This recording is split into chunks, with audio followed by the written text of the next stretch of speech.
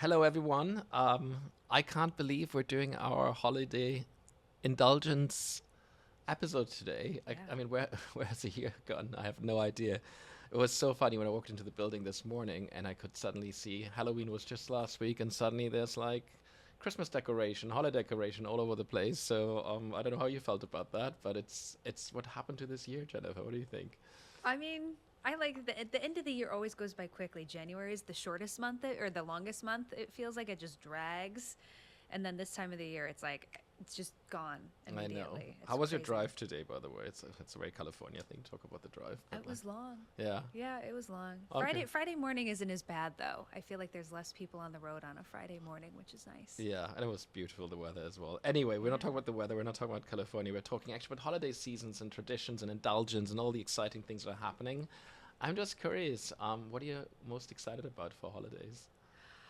I'm looking forward to spending time at home, just cozy in my pajamas, snuggling my dog, watching movies. I don't have a fireplace that works, but I put on like the little Yule log on YouTube on my Ah, TV. do you? Okay, that's cute. I Yeah. like that. Yeah. How about like, do you watch the same movies every year, or is there something new Oh, you're looking forward to? no, I'm a creature of habit with that. I like all the old-fashioned things that I watched when I was a kid. It's like that comfort, like the warm But like, blanket feeling. what's in your watch list this year? Oh, I like all the like old retro movies, the old stop motion like Rudolph the Red-Nosed Reindeer movies. My husband doesn't like them, but I love them.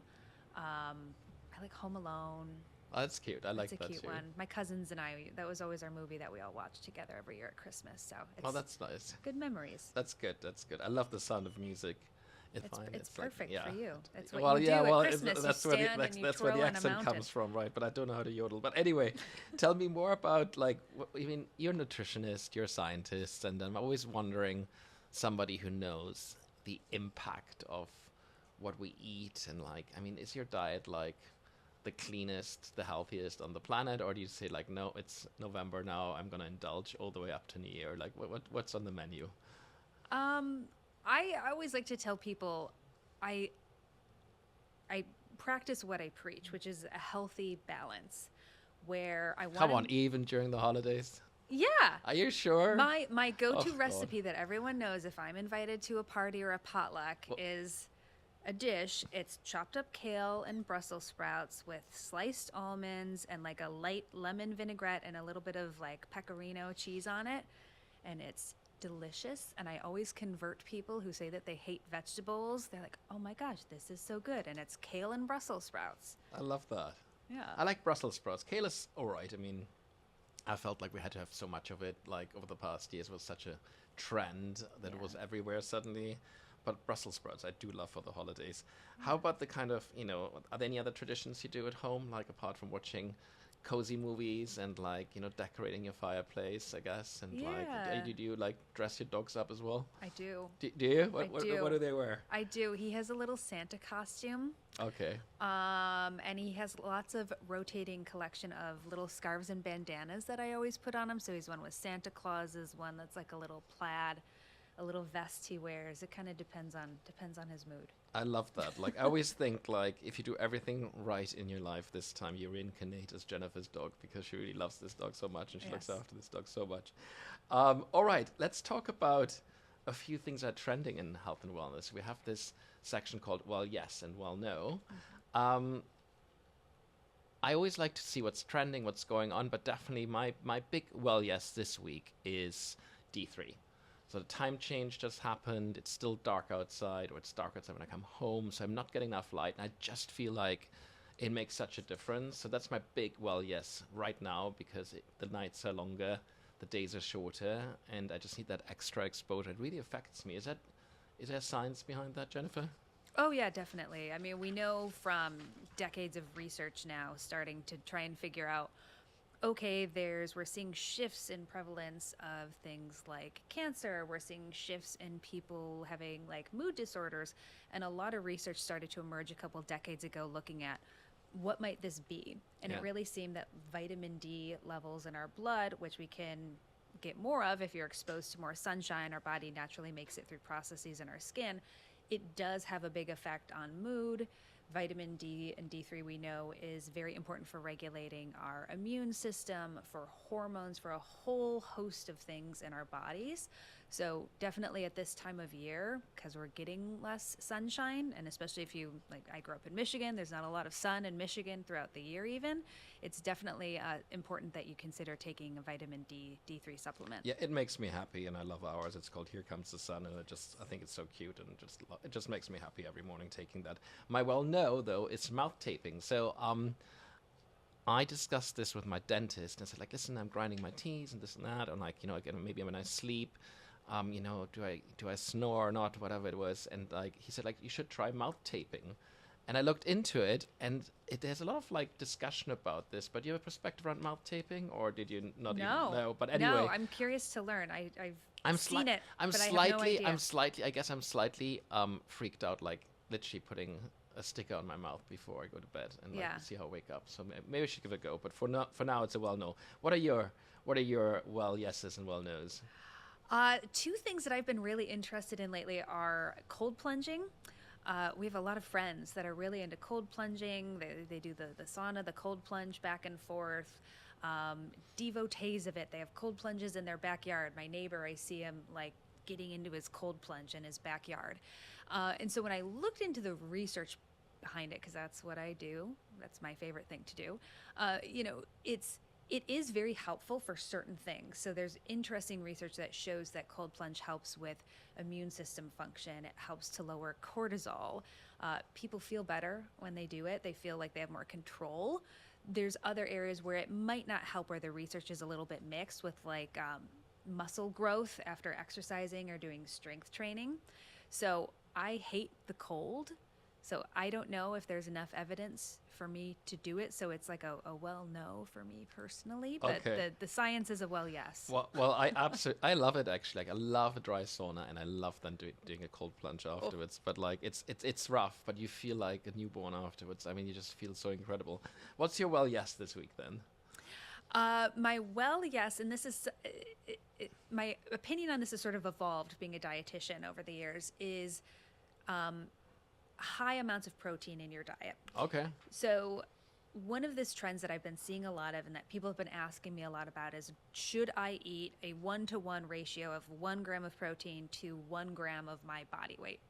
So traditionally as dietitians, what we're taught, what all of the literature shows is that if you have a 0.8 to 1 gram of protein per kilogram of body weight, which is about a half a gram per pound of body weight, that helps with maintaining, normal muscle mass, right? That's a lot of protein, though, isn't it? I mean, and if you I don't think I got that much protein. That's a lot. That's every day?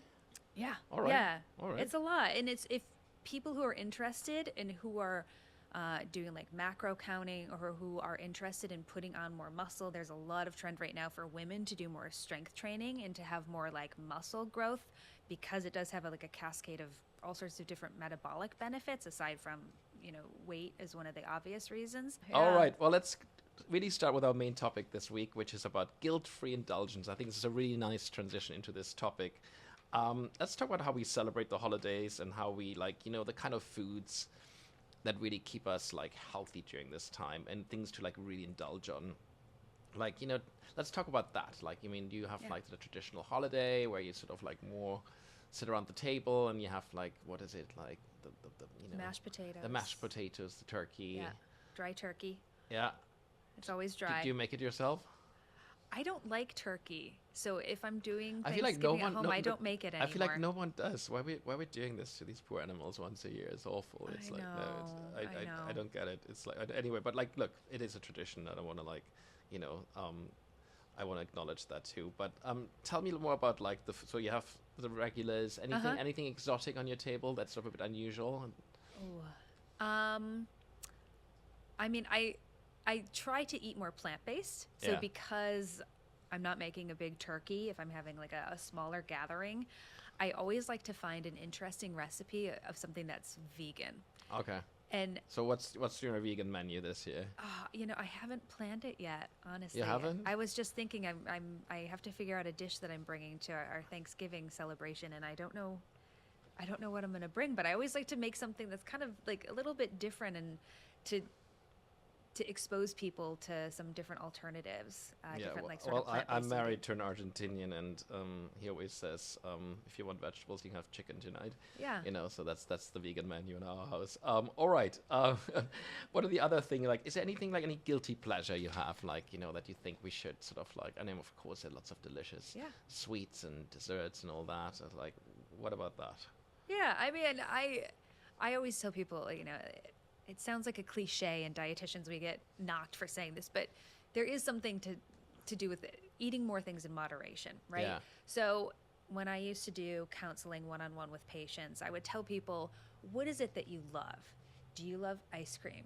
Do you love a ton of gravy and mashed potatoes and you just want like a plate full of that? Like, pick the thing that it is that you really care about, that you really want to spend your calories on, so to speak, and make that the thing that you indulge in. Don't necessarily, have a giant plate with a lot of Yeah. everything. If you want to do that, though, it's okay. It's a short How time. about like being a bit more mindful when you eat, sort of Totally. like chewing your food, slowing yourself down? Because I think that's the nice part of this year where we Yeah. can slow down, self-reflect a little bit, evaluating what went well, what didn't, set intentions for next year. Does that help as well to slow things down? Yeah, definitely. Mindful eating, whether it's, some people, they like to pray before they eat, or they do some sort of a blessing, or they, kind of take a moment and slowing down, chewing your food, not Yeah. just inhaling it, getting all of the flavors, enjoying, being appreciative, taking the mindset of Thanksgiving and Yeah. being grateful and having a gratitude mindset definitely helps. And we know that it helps to promote healthier eating behaviors overall too. Yeah, so eating in moderation and enjoying maybe the time with your loved ones around the table. Yeah. My mother calls it the EH diet, which means eat half. That is really effective. And it's been working for her brilliantly. So, okay, let's move on to the next topic, which is like any supplements you recommend for the holidays, by the way. I'm just curious. Is there anything, as we're going out, having endless dinners, drinks with friends, celebrating, any tips for us there? Yeah, I mean, I always bring my Flatter Me with me. My little guy, I put it in like a little pill case so it fits easily into my purse, and so I don't forget to bring it with me. It's really important, especially if you're going to be eating foods that you're not necessarily used to eating a lot. If you're going to people's houses or you're eating out, you're traveling, the digestive enzymes I love the one are a with lifesaver. with the added probiotics, the one we just launched. Yes. I was in New York last week to record another podcast, and like on the way, honestly, in the plane, it really hits me hard. I mean, the food is really not the best, but that was a lifesaver for me. And I spoke at a conference yesterday as well, and like when I told the audience about that we have this product which works after one use, and it really makes a difference. I was like really interested, but I swear by that too. Okay, cool. So we Yeah. can do that. How about anything to manage like glucose levels and stuff? Because that's a big topic right now, isn't it? Oh yeah, it's huge. I was at a conference last week, and it was amazing. The conversation around glucose management and GLP-1 has just exploded in this industry and in wellness and health in general, and people being really interested in it.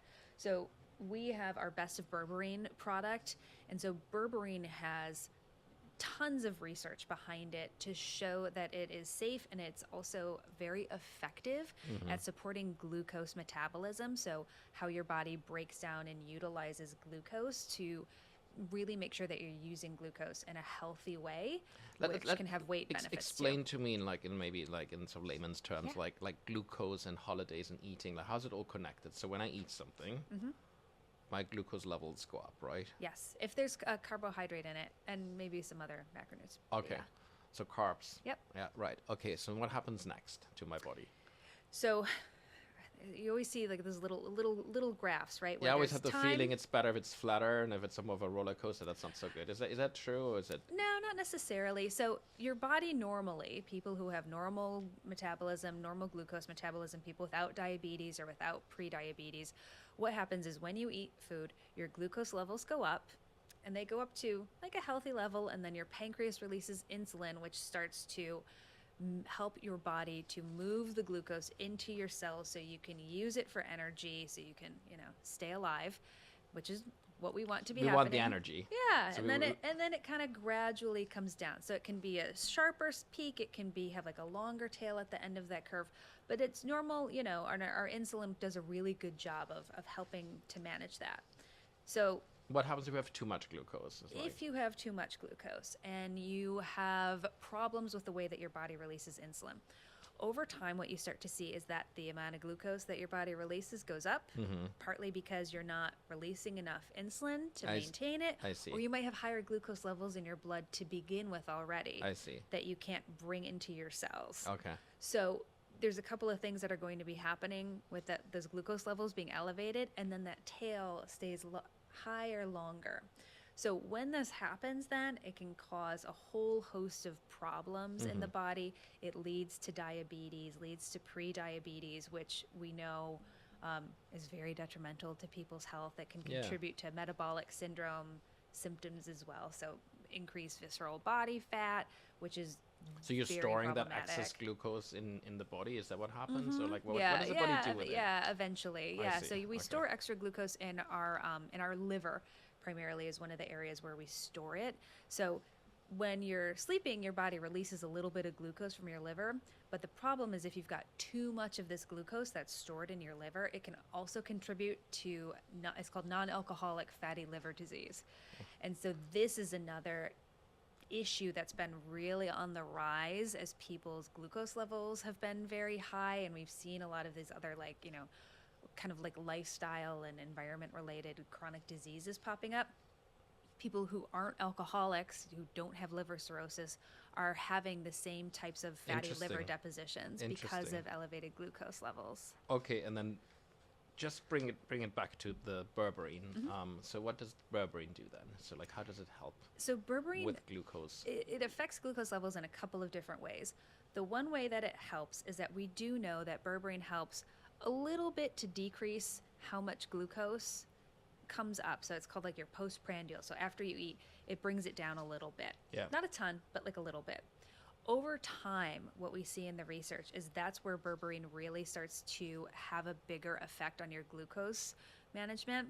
So over time, we know that berberine will help to decrease that glucose overall by helping with the way that your body metabolizes glucose more efficiently. When you say over time, how much time are we talking about here? Generally, like most of the research is like 8 to 12 weeks. Okay, so you want to start almost like pre-gaming the holidays with like starting to take berberine.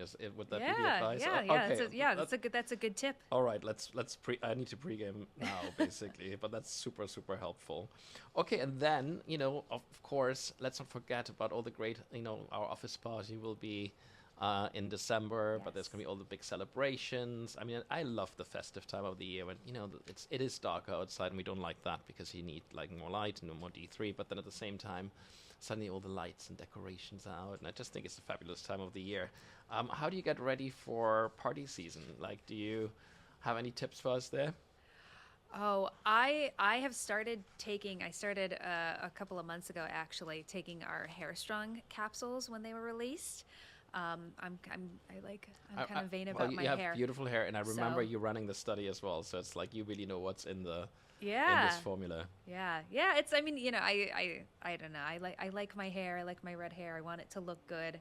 And then the nutrients that we've got in the Hair Strong capsule, we know from research on the ingredients, and then also research that we did on the active ingredients, that it's really going to make a big difference if hair growth and shine and strength is something awesome. You want to have. And then tell, just so we know, what are the key ingredients in this formula? So what are the things to watch out for? I would imagine biotin, I guess, isn't there? Yeah, it's a combination. We've got B vitamins, biotin, vitamin B12, and folic acid. Those are all B vitamins. We've got zinc, and then we also have two ingredients called FOT and PABA. Okay. Yeah.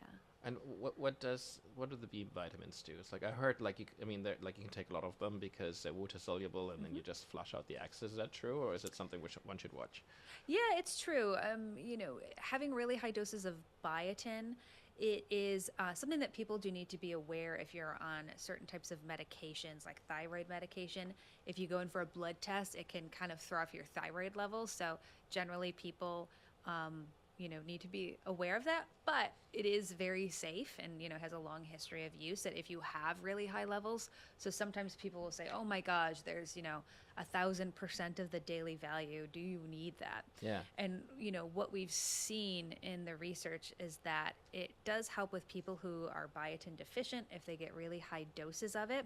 And that in combination with other ingredients like what we've got, there seems to be this synergistic effect where these nutrients are all working together to tackle different stages of the hair growth cycle to then really help to promote hair growth and hair strength. So that's awesome. And and pho tea is something that we find in traditional Chinese medicine. Is that correct? And paba you mentioned as well. Tell me more about those two ingredients. Yeah, so those two ingredients they're really interesting. They've got a fairly long history of use, right? And so when you look at the research, I mean, there's research studies on pho tea. I found it's going back to 1942 or 1943, something like that, which is interesting. So people have taken it for promoting hair growth. There's some old studies that show that it does help with improving hair growth and also with maintaining of natural hair color. Interesting. Which is, I mean, I'm interested in that as I'm getting little whites starting to pop up a little. Your hair looks beautiful, and it's like I don't see anything popping up there, so it's like thanks. It looks awesome. That's super helpful, and I think it's always interesting to also change your supplement routine up a little bit, like during this time of the year, because our bodies change, right? Our needs change, our sleep patterns change. We're probably getting less light, but also what we're doing, right? We're eating differently throughout the year. Yeah. We're being exposed to different kind of nutrients, but then also life changes of the year. So I think it's always nice to take a seasonal approach to supplementation.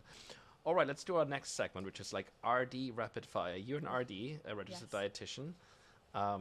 And for those of you who don't know what an RD does, RDs are literally the experts when it comes to nutritional advice. A typical doctor would seek advice from an RD when it comes to nutrition. So I just want to call that out because I didn't know that when I started this company. And the reason why we partnered exclusively with RDs is because they truly are really well trained within nutrition, and they are the real experts behind the scenes that most people don't know about. So let's do a round of rapid fire. And what we want to do is going forward, we would love for people to drop comments below in the section if they, have any pressing questions. We can really pass them on during the segment. But let's go. I know you're not prepped here, so I'm just going to go very quickly. Okay, what's your top tip for enjoying holiday meals guilt-free? Being mindful, like we were talking about being earlier, I think being mindful of what you put in your body is the most important thing. And if you're indulging, enjoy it. If you're trying to be healthy, enjoy it. Just being mindful and aware of what you're doing. Love that. Which supplements are must-haves for travel during the holidays? Digestive enzymes and probiotics. All right. What's one food you'd suggest everyone adds to their holiday plate for wellness? Something green. All right, super. Any go-to snack or meal ideas for staying energized on travel days? Yeah, that's a tough day, that travel day. With the airport queues, they're rough.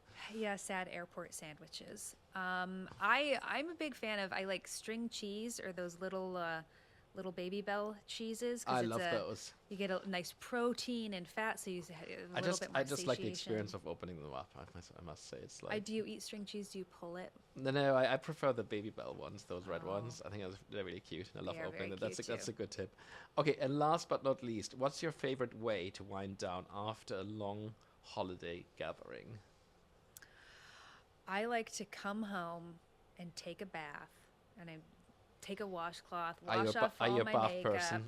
Yeah. I am. Yeah, light a candle, have a nice herbal tea, listen to some music, and then sit and either watch a movie in my PJs or read a good book. Something to calm you down, basically, and unwind. Yeah. I love that. Okay, awesome.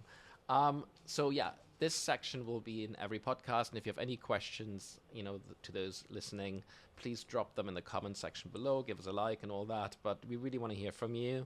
We can also DM us on our social media channels, but the easiest way to get these questions into our podcast is by dropping them below as a comment.